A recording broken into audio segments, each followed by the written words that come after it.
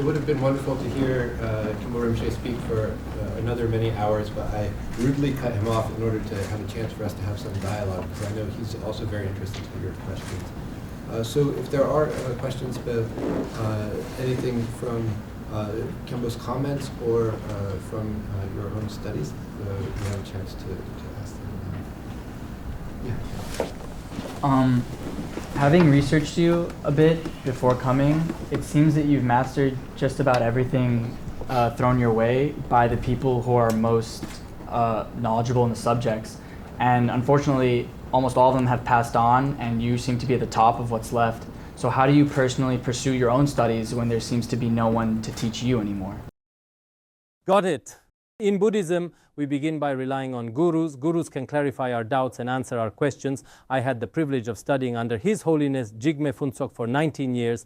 He was truly an extraordinary teacher. We didn't trouble him with every single question we had. But after debates and discussions, if some questions remained unresolved, we would then seek his guidance. Originally, I intended to become a teacher after graduation. However, I chose the monastic path instead. Since my ordination, I no longer engage with worldly concerns and have abundant time for study and contemplation each day. Sometimes questions and uncertainties do arise. But over these past decades, I have studied fundamental Buddhist philosophy and have resolved most of these questions. When new questions or uncertainties arise, I can refer not only to my teacher's commentaries and instructions, but also draw wisdom from many other masters' works. In Tibetan Buddhism, we begin with listening and learning, then engage in contemplation, questioning, and debate. Finally, we progress to the practice stage. Although my own practice may not be exemplary, I have no doubts or suspicions about the Dharma thanks to years of study and reflection. I no longer have any uncertainty about this path. Thank you. Yeah. One approach to solving sustainability issues is to implement early Buddhist teachings. And there are movements, modern Buddhist movements, to take this into certain account and implementation. From your experience, do you think these movements will continue to grow and we'll see international collaboration for modern movements for sustainability issues? Mm-hmm.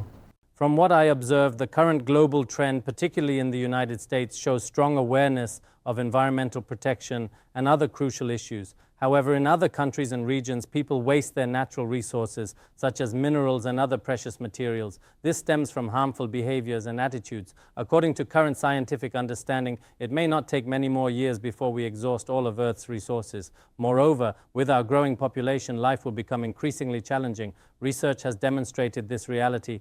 If this is indeed the case, we Buddhists alone can hardly address this challenge through conferences and seminars alone. As for what our future holds, I cannot predict or foresee it. However, we can reasonably infer that if everyone develops environmental awareness and takes personal responsibility, then regardless of whether we are Buddhists, followers of other faiths, or non-believers, everyone can contribute meaningfully to environmental protection and resource conservation. Through such collective efforts, our Earth can become a flourishing green sanctuary with an extended lifespan. Many scholars are exploring this possibility. I deeply believe this is of utmost importance. Otherwise, relying solely on Buddhist efforts, given that Buddhists comprise a small portion of the world's population, we cannot achieve meaningful progress alone. But if everyone dedicates attention to this cause, we can prevent any great crisis. In this country, we've had a number of Buddhist Catholic dialogues, and these have been very fruitful, looking at monastic life and how to respond to suffering and violence, and also ecology. So I'm wondering, have you been involved in these Christian dialogues, and how do you see the relationship between the Buddhist and the Christian tradition? I am planning to host a symposium in Hong Kong this July. Christians, Muslims, and representatives from other faith traditions will participate. Initially, we envisioned inviting representatives from 8 major religions, including Buddhism, to discuss pressing contemporary issues such as the ones you've mentioned. They will share their perspectives on matters that deeply affect human welfare. Our primary goal is to foster religious harmony, and secondly, to facilitate mutual learning among different traditions. This is our vision for this year. Today, Christianity has spread widely throughout the world. Buddhist philosophy, meditation, and ethics are profoundly deep. Many contemporary scholars believe that all nations on earth should work together in unity. Whether one is a believer or non-believer, it is essential to learn from the wisdom of any tradition that can benefit humanity. No matter which religion we consider, each possesses extraordinary wisdom that transcends ordinary understanding. With this understanding, individuals should first establish a strong foundation in their own faith and then learn from others with an open heart. This approach not only serves society, but also promotes global harmony and helps people achieve genuine inner peace. This will benefit every aspect of human life. Otherwise, we would simply repeat history with endless religious conflicts. If each religion focuses solely on its own expansion while rejecting others, it benefits neither itself nor others. While I haven't studied Christian scriptures extensively, I deeply appreciate their charitable spirit, such as building hospitals and promoting compassionate service. I encourage Buddhists to learn from these Christian examples, particularly Mother Teresa, the Catholic saint who received the Nobel Peace Prize. I often share her inspiring example with fellow Buddhists. My question is, what do you think is the main difference between Chinese Buddhism and Tibetan Buddhism? And I was wondering, since you have a lot of Chinese students, if they face any kind of tension while they're studying Buddhism, and if they do, what has been your advice to them? Within Buddhism, we find Chinese Buddhism, Tibetan Buddhism, and now Buddhism in the Western world. To speak precisely, all Buddhist teachings represent an education of the heart and mind that genuinely liberates us from suffering and cultivates happiness. Therefore, it is perfectly natural for Chinese students to study and practice Tibetan Buddhist teachings. Moreover, there are very few significant differences between Chinese and Tibetan Buddhism. When Buddhism traveled from India to China, it naturally adapted to Chinese culture. Similarly, when it reached Tibet, it embraced Tibetan characteristics.